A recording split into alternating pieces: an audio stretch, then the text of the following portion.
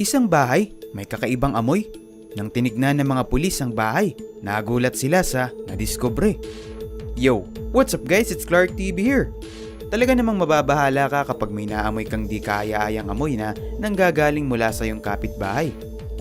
Ganito ang nangyari sa isang maliit na village sa Madagascar kung saan may napakabahong amoy na nanggaling mula sa isang abandonadong bahay.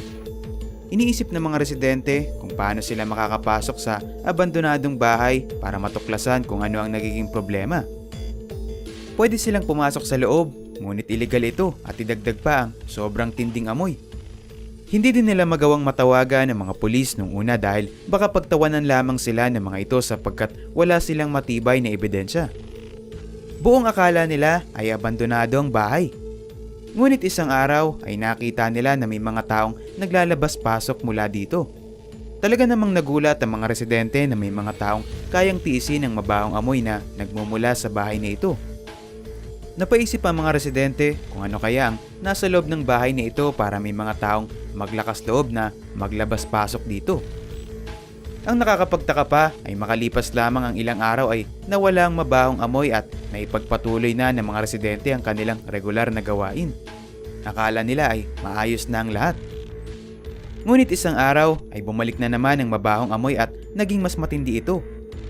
Gusto na sana nilang pasukin ang bahay na pinaghihinalaan nila na pinanggagalingan ng mabahong amoy. Ngunit alam nila na hindi nila ito basta-basta pwedeng gawin ng sila-sila lamang dahil illegal ito. Ngunit dumating sa punto na talaga namang nakakasuffocate na ang amoy at hindi na nila ito matiis. Kaya naman ay nagkaisa na mga residente upang tumawag ng mga profesional at pulis para imbestigahan ang pinanggagalingan ng amoy. Matapos matanggap ng mga pulis ang tawag ay nagpasya na silang imbestigahan ng bahay. Inibitahan nila ang ilan sa mga residente na samahan sila upang magabayan sila sa pasikot-sikot ng lugar. Hindi nila alam kung ano ba talaga ang kanilang haharapin. Kaya naman lahat ng kailangang preparasyon ay ginawa nila. Tinawagan din nila ang ahensya ni Swari na siyang namumuno ng Wildlife Committee sa Madagascar. Ang Wildlife Committee ay nangangasiwa sa pagprotekta ng habitat o mga tirahan ng mga hayop, pati na rin ang kanilang mga paggalaw sa mga lugar na maraming tao. Nung naamoy ni Swari ang masangsang na amoy mula sa inabandonang bahay, nagkaroon na agad siya ng kutob kung ano ang nasa loob ng bahay na yun. Mas lalong nagtaka si Swari dahil ang abandonadong bahay na ito ay malapit din sa kanyang tahanan. Kaya't nagmadali ang kanyang grupo na imbestigahan ang pinagmumula ng hindi magandang amoy. Ang inabandonang bahay ay matatagpuan sa syudad ng Toliara sa bansang Madagascar. Ang syudad na ito ay malapit sa baybayin at kilala ang mga residente sa kanilang mapayapang pamumuhay. Madalang din ang pagtatala ng krimen sa lugar na ito, kaya nakakapagtaka kung bakit may masangsang na amoy na mula sa isang abandonadong bahay sa kanilang lugar. Kaagad na inisip ng mga pulis na maaaring galing sa hayop ang masangsang na amoy na yun, kaya nanghingi sila ng tulong sa grupo ni Swari.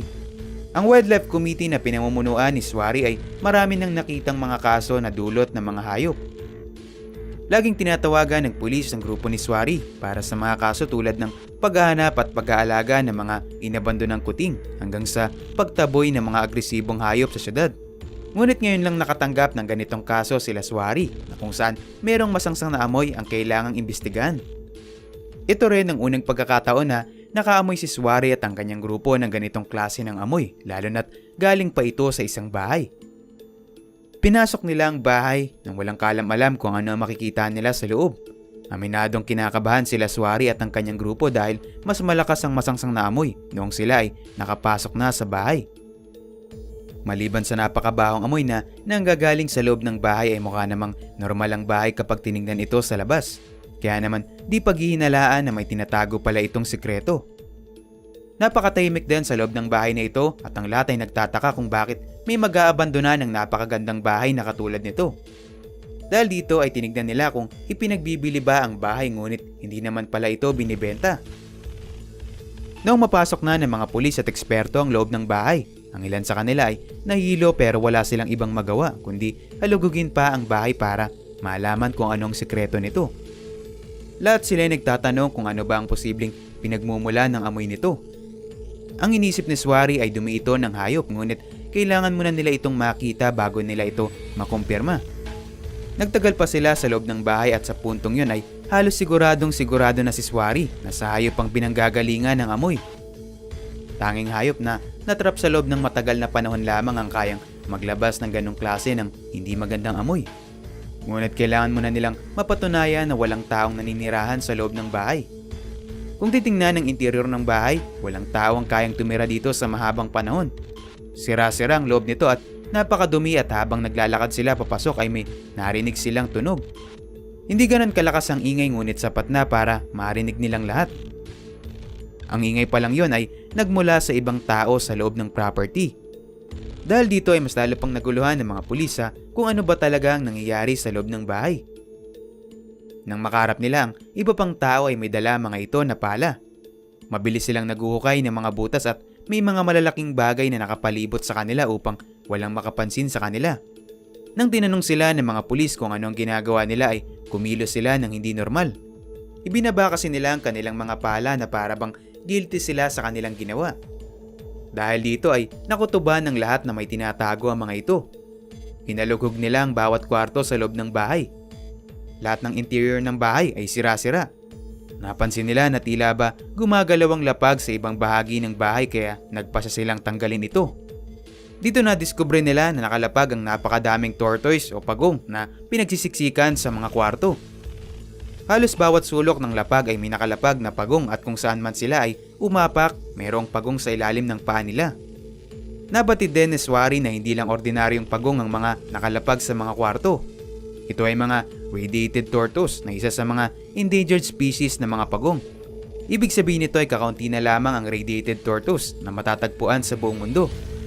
Madalas ginagawang nesting grounds o lugar kung saan laging nangingitlog ng mga radiated tortoise ang Madagascar. Kaya ganoon na lamang kung madismaya sila Swari pati na rin ang mga residenteng nagbigay alam sa mga otoridad tungkol sa masangsang na amoy sa bahay.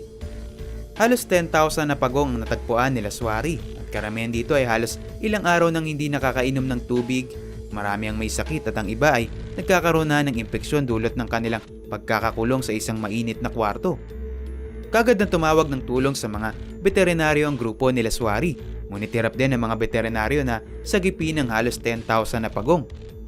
Naging viral naman ang kaso na ito at maraming nagalit at umaapela na mas bigyang pansin ng mga exotic na hayop upang hindi na nila sapitin ang naranasan ng mga pagong dito. Ikaw, may nadiskubre ka na din bang kakaiba sa lugar nyo? Comment down below yung kwento mo para malaman din namin. So once again, this is Clark TV and I will see you guys on my next video. Peace out! Isang higanting anaconda nakita sa ilalim ng tubig at mga iba pang nakakagulat na diskubre ng mga divers. Number 5. Spanish Galleon San Jose in Colombia. Ilang centuries nang nawawala ang San Jose Galleon sa karagatan simula noong July 8, 1708 nang sumabog ang Spanish Galleon San Jose sa baybayin ng Cartagena, Colombia. Number 3. Gold coins. Noong 2015, nadiskubre ang pinakamalaking hoard ng gold coins sa Israel sa kailaliman ng dagat sa isang ancient port sa Caesarea. Natagpuan ng kayamanan ng grupo ng mga divers at nireport ang kanilang nadiskubre sa Antiquities.